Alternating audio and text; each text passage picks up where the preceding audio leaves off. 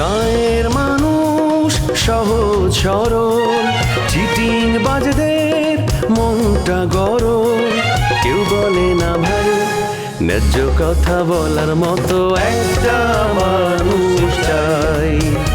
আমরা ন্যায্য কথা বলার মতো একটা মানুষ চাই।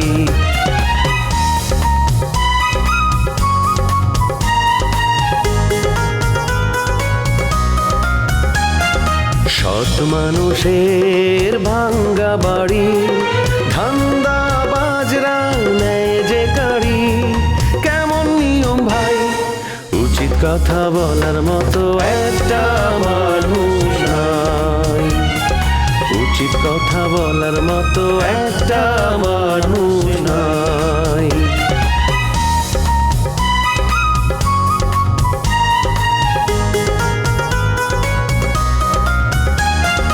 চোরের মায়ের বড় গলা, মিথ্যা দিয়ে সত্য বলা। ভদ্রলোকের ভাই এক সমাজেই বাস করে ভাই, চিটার এন্ড জেন্টলম্যান। ঝামেলা তো আমি করতেছি না, ঝামেলা করতেছে এখানকার মানুষজন, যারা আমাকে থাকতে দিতে চায় না। রাত বিরাতে ফোন দিয়ে আমাকে থ্রেট দিচ্ছে যে আমি এখানে আর একটা দিনও স্টে করতে পারবো না। কানটা ধরে তোমার সামনে নিয়ে এসে পা ধরে তোমার মাপ চাবো। তুমি নামটা বলো খালি। আর এই যে ভালোবাসার কথা বলতেছেন না, আপনার চেয়ে 1000 গুণ বেশি বাবুল ভাই আমাকে ভালোবাসে। আমার যদি কোনো সময় বন্ধুত্ব করার কোনো প্রয়োজন পড়ে, আমি তার সাথে করব, আপনার সাথে কেন করব? আমি করব এই গ্রামে বিয়া। আমি জীবনে এই গ্রামে বিয়াই করব না। এই গ্রামের মায়েরা আমার একটা যোগ্য আছে। তুই করবি না, তোর বাপে আর লাগে সংসার করব, হারামজাদা। আরে আমি তোমার বিয়ে করলে কোনো সংসারই ভাঙতো না। শোনো, তুমি থাকতে তোমার জায়গায়, লাভলি থাকতো লাভলি জায়গায়। দুজনের মুখোমুখি তো কোনোদিন হতো না, কারণ দুইজন দুই জায়গায় থাকতে। ফটাস কইরা ডবল কইরা ভালায় না। 10 আছিল এখন 20 হয়ে গেল না, মানে এইটা হইব না। 10ই পাইবা, থাকলে থাকো, নাহলে যাও, কাটো কাটো কাটো কাটো। এত চাইতে যাও কেন? তোমার সাথে টাকা পয়সা নিয়ে বাধাবাধি হইব না। কই আমার পাগলাটা কই? যাও তারে পাঠায় দাও। আরে এতক্ষণ তো এদিকে ঘুর ঘুর করতেছিল, পরে আমি জোর করে তারে ঘরের ভিতরে পাঠাই দিছি। হ্যাঁ, আমার কি এখন রুমে যাইতে হইব? না না না, রুমে যাওয়ার দরকার নাই, তুমি এনে থাকো, আমি তারে পাঠাই দিতেছি। শোনো না, আমি বলতেছিলাম কি, এই খোলা জায়গায় এত লোকজনের সামনে কথা বলতে কেমন লাগে না? রুমেই যাই, একটু প্রাইভেটলি কথা বলতাম, ভালো হতো না? না, তোমার রুমে যাইতে হবে না, তুমি এখানে থাকো। শোনো, সে তোমার জন্য পাগল হয়ে গেছে। তুমি রুমে যাবে, একটা অঘটন ঘটে যাইতে পারে না। এখানে আসবে, অল্প কথায় সব কিছু সারবা, বাস শেষ। বেশি কথা করার দরকার নাই। পাগল হইতা এক পাও কম করে হে আবার প্রেম করবো, নতুন প্রেম যাচ্ছে। তুমিও কম না, এইরকম মাইয়া জামাই আমি জীবনেও দেখি নাই। কেন? শ্বশুরে প্রেম করায় সহযোগিতা করতেছে। সহযোগিতা এইটু বিশেষ কইলাম কি তোমারে, অল্প কথায় সবকিছু কইয়া ফেলবা, বুঝছো? এনে আমার একটা বুদ্ধি আছে, তোমার এত কথা বলা যাবে না। তুমি এনে থাকো, আমি তারে পাঠাইয়া দিতেছি। যাও পাঠায়। আর কথা কম, যা বলবা মুখে মুখে, মনে থাকবে? ঠিক আছে, একটু আনারসের জুস পাঠাইও। দাদা ভাই কেমন আছেন? ভালো আছে? তুমি একদম ভালো নাই। আমার উপর রাগ করে নিজের এত বড় সর্বনাশ করলা। কাজটা কি ভালো হইলো? ভালো করছো? আমি কারো কথা শুনে কোনো কাজ করি না। আমার যেটা ভালো মনে হয় আমি সেই কামটা করি। রাজা ভাই, আপনার শ্বশুর আপনার বাড়ির এত কাছে চলে আসলো, ওনার একটু আপনার বাড়িতে যায় বসতে বলবেন না? ইংরেজ রাজার সমস্যা আছে। আমি ওর সাথে যে ব্যবহার করছি, ও এখন আমারে মন থেকে ক্ষমা করতে পারে নাই। রাজা, আমি না ভালো হয়ে গেছি। আমি তোমার সাথে যে দুর্ব্যবহার করছি, সেজন্য আমি করজোরে ক্ষমা প্রার্থী। আমি আগেও তোমার কাছে ক্ষমা চেয়েছি, কিন্তু তুমি আমার ক্ষমা করো নাই। মেলা দিন তো হয়ে গেছে গা, এবার আমার ক্ষমা কর। আপনি কেন আমার কাছে ক্ষমা চাইবেন? আমি তো মনে করি আপনি আমার লাগে কোনো অপরাধী করেন নাই, তাহলে শুধু শুধু কেন আপনি আমার কাছে ক্ষমা চাইবেন? আচ্ছা ঠিক আছে, এসব কথা বাদ দেন। তা আমাকে এলাকায় কেন আইছেন সেটা কোন? আমার বন্ধু মানুষ মহসিন সাহেবের মাইয়া রিসোর্টে থাকে, আমি তারে দাওয়াত করতে আসছি। ওই তো লতার বান্ধবী ছিল, তাই লতাই বললো যে ওরে দাওয়াত দিয়ে আসছি। হয়েছে কি রাজা ভাই, মিতা আপাতত যে ইলেকশন করব, আমি না তার পক্ষ নিতে চাই। মানে যদি ওই যে একটু ধান্দা টান্দা খোঁজা যায়, এই কারণে আইছি। মিতার মন ভালো নাই, সে এখন কারোর সাথে কোনো কথা কব না। মিতার মন ভালো নেই কিসের জন্য? ওর কোনো সমস্যা হয়েছে?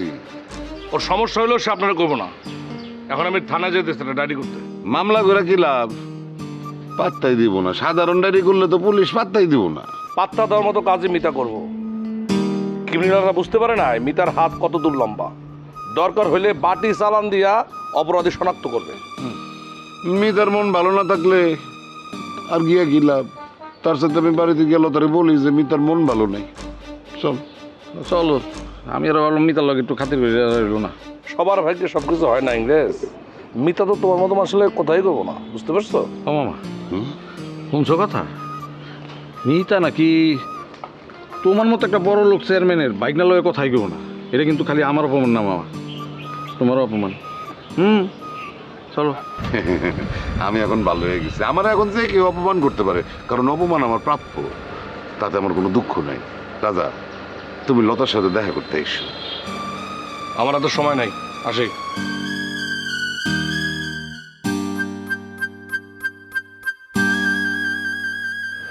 রাজা ভাই দিন দিন পাগল হয়ে যেতেছে। লতার কিন্তু এখানে সুখ হইব না। কি করব? আরেক জায়গায় বিয়া দিতে গেলে ভালো পাত্র তো পাবো না। তার সাথে রাজা নিয়ে ভালো। এই কথাটা এতদিনে আইলো মাথায়। এই বুদ্ধির আগে মাথায় এলে তো এই অসুবিধাগুলি হয় না।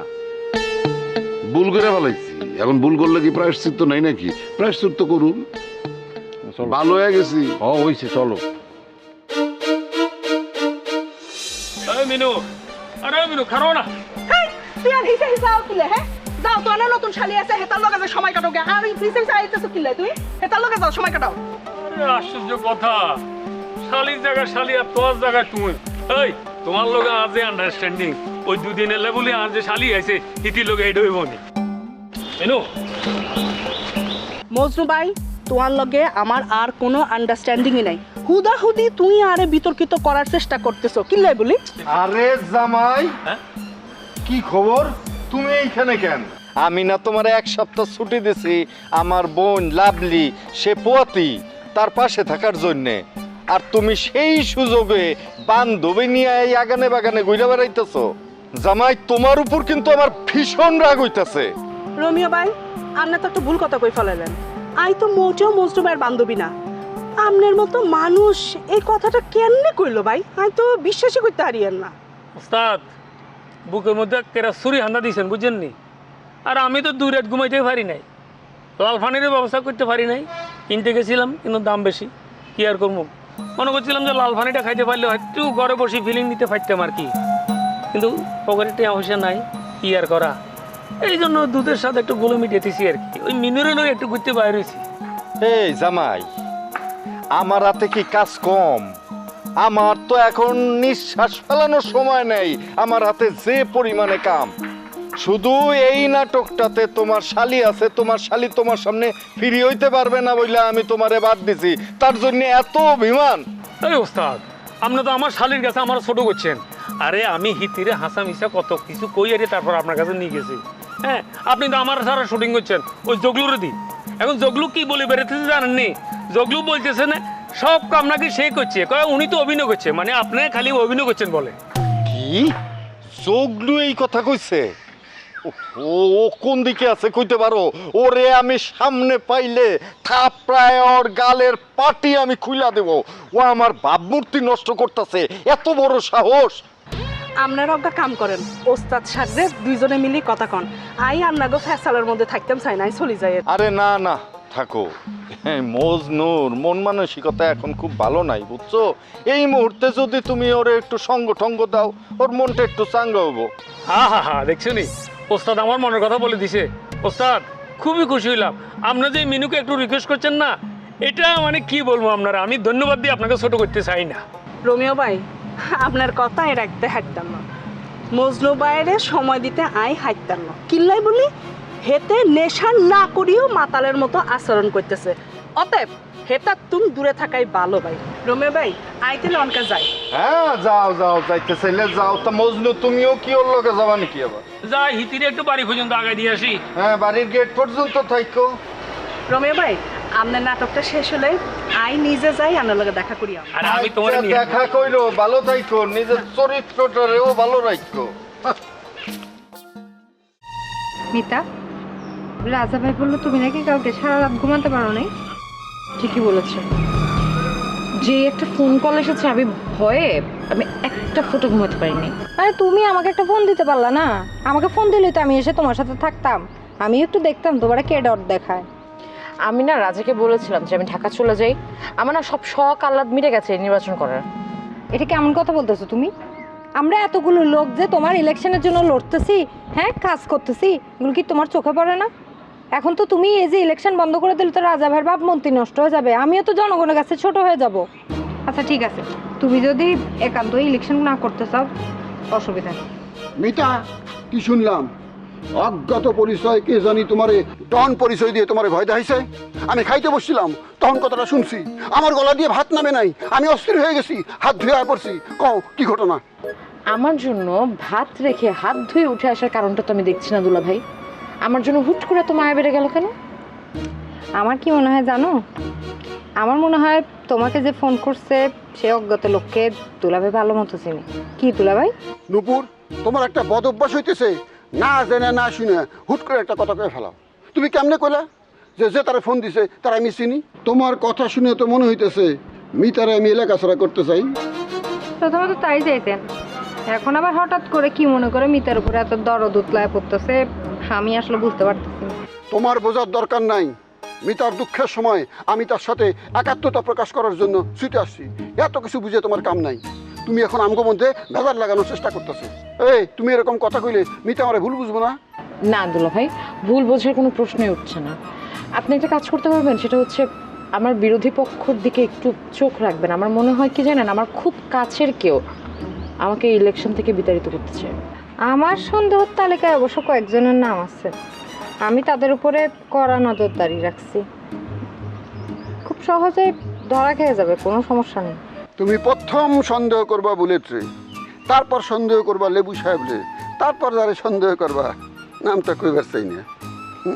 আপনার নামটা বাদ রাখলাম দুলা ভাই, কারণ আপনি আমাকে পছন্দ না করলেও আমাকে যে হয়তো ভয় দেখাবেন না সেই বিশ্বাসটা আমার আছে। মিতা, আমি তোমার ভক্ত হয়ে গেলাম, তুমি তোমার বুদ্ধিমত্তার পরিচয় দিতেছো, আমি তোমার সঙ্গে আছি। আপনি আছেন ভালো কথা, তবে একটু দূরে দূরে থাকেন, কারণ আপনার লেবু আঙ্কেল উনি তো আবার বিষয়টা ভালো মতো দেখবেন। আরে লেবু আঙ্কেলের আমি ধার ধারি নাকি? মিতা, তোমার কোনো অসুবিধা হলে তুমি আমারই কইবা, এই রমজান তোমার পাশে সব সময় দাঁড়ানো। আচ্ছা, তুমি ওনার সাথে এইভাবে অপমান করে ওনাকে কথাগুলো কেন বললে? কেন বলবো না বলো, তুমি ওনাকে চিনো, উনি কেমন বাটপার একটা, হ্যাঁ? উনি এই যে তোমার সাথে এত মিষ্টি মিষ্টি কথা বলছে না, এখন আবার দেখবা লেবু চেয়ারম্যানের কাছে গিয়ে উনার সাথে আবার মিষ্টি মিষ্টি কথা বলবে, তোমাকে খারাপ বানাবে। এর যে আমার ভালো মতো চিনা আছে। আরে নাজমা, তুমি আসছো? আমি তো বিশ্বাসই করতে পারতেছি না। সেই কখন থেকেই তো এসে বসে আছি, তোমারই তো কোনো খবর নাই। রুমে গেলে ভালো হইতো না? মন খুলে কথা বলা যাইতো। রুমে যাওয়ার মতো পরিবেশ আপনার রিসোর্টে নাই। রিসোর্টে ঢুকতে হইলে 14 জায়গায় পরীক্ষা দিতে হয়। এত পরীক্ষা, এত জিজ্ঞাসা, এত প্রশ্ন আমার ভাল লাগে না। আমি এখন বইলা দিতেছি, আর কোনোদিন কেউ তোমার কোনো প্রশ্ন করবে না। তুমি কি মাইন্ড করছো আমার উপরে? হ্যাঁ, মাইন্ড তো করবই। আমার বন্ধুর রিসোর্টে আমার যখন মন চায় আমি আসবো, এত মানুষ প্রশ্ন করবে কেন? ঠিকই তো বলছো, তোমার বন্ধুর রিসোর্ট, তোমার এখানে একটা আলাদা অধিকার আছে না? সেই অধিকারটা পাইলে তো আমি নিয়মিত আসতেই পারি। তুমি নিয়মিত আসলে আমার মনটা ভালো হয়ে যাবে।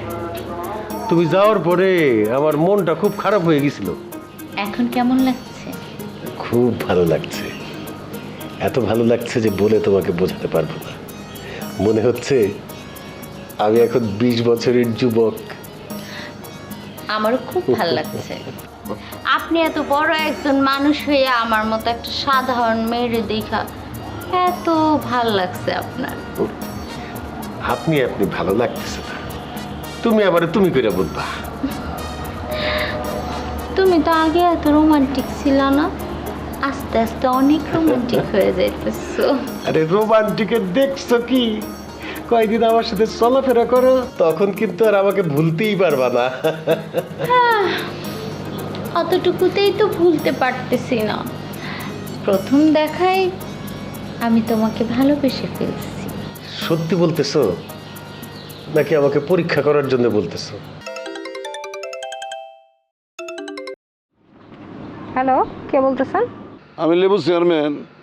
বাবারে বাবা নূপুর, তোমার সাহসে তারিফ করতে হয়, তুমি আমার নাম্বার ডিলিট করে দিছো। অপ্রয়োজনীয় নাম্বার আমি আমার কন্ট্যাক্ট লিস্টে রাখি না। আপনার নাম্বারটা আমি ইচ্ছা করেই ডিলিট করে ফেলছি। তুমি খুবই নিষ্ঠুর মেয়ে নূপুর, আমার সাথে চলতা ফিরতা, আমার কথা মতন চলতা, হ্যাঁ, অক্ষর অক্ষরে পালন করতে সব আমার কথা, কিন্তু সেই তুমি আমার বিরোধী শিবিরে চলে গেল, কেমনে পারলা নূপুর? যতদিন পর্যন্ত আমার উপর আপনার লোভ ছিল না, আমি আপনার হয়ে কাজ করছি, আপনার সাথে সাথে থেকে কাজ করছি। কিন্তু যেদিন আমি বুঝতে পারছি যে আমার উপর আপনার নজর পড়ছে, মানে বদ নজর পড়ছে, সেদিন থেকে আমি আপনার কাছ থেকে দূরে সরে গেছি। আরে তুমি আমার এখানে শান্তিতে থাকতে পারতা। আমি তোমার নামে 20 বিঘা জমি লেখা দিতাম, আর সোনা দানা গহনা দিয়া তোমার শরীরে এমন ভাবে চাপাই দিতাম যে তুমি 2 ইঞ্চি এমনি খাটো হয়ে যেতা। কিন্তু আমার এই ভালোবাসা প্রেম তোমার মনে ধরলো না। আরে আমি তো সিদ্ধান্ত নিয়েছিলাম লতার মায়ের তালাক দিয়া আমি তোমার নিকা করবো, কিন্তু তুমি আমার কথাটা রাখলা না। তুমি আমার অনেক দুঃখ দিছো নূপুর। আমি কোনো দুঃখ দেইনি। আর তাছাড়া ওই সমস্ত সোনা দানা সম্পদ এগুলোর প্রতি কোনো লোভ আমার নাই, বুঝছেন? আমি যেমন আছি অনেক ভালো আছি। কসু ভালো আছো, আমি জানি না তুমি কেমন আছো। তোমার জামাইটা তো হইতেছে একটা 2 নম্বর, যে কোনো সময় প্রতারণার দেয় সে জেলে দিতে পারে। অথচ দেখো আমার এখানে কত শান্তিতে থাকতে পারতা তুমি, হ্যাঁ? তোমারে বুলেটও কোনো ডিস্টার্ব করার সাহস পেত না। এক্সকিউজ মি, আপনাকে জানায় রাখি, বুলেট এখনো আমার কাছে ভিড়তে পারে না, আর জীবনও পারবে বলে মনে হয় না। আমি চাইলে একদিনে তোমার বাড়ির থেকে বাইর করে দিতে পারবো। তুমি কেন রাজা পুরো গোষ্ঠী শুদ্ধ চাইলেও ঠেকাইতে পারবো না।